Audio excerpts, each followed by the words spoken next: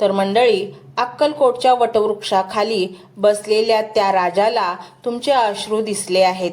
आज हा व्हिडिओ पाहताना जर तुमच्या अंगावर काटा येत असेल तर समजून जा की स्वामींची शक्ती तुमच्या आसपास वावरत आहे. ती तुम्हाला स्पर्श करत आहे.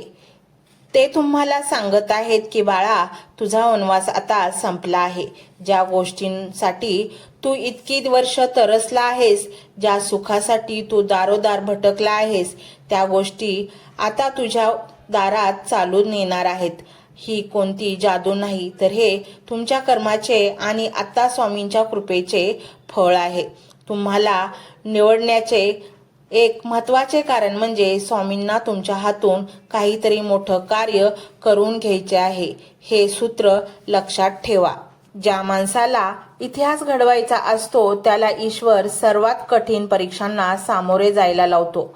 साधं जहाज किनाऱ्यावर सुरक्षित असतात, पण वादळात जे टिकून राहतात ते जहाज नवीन खंड शोधतं. तुम्ही इतके दिवस जे भोगलं ती शिक्षा नव्हती, तर तुम्हाला खंबीर बनवण्यासाठी स्वामींनी तुम्हाला या संकटाच्या भट्टीतून तावून सुलाखून काढलं आहे.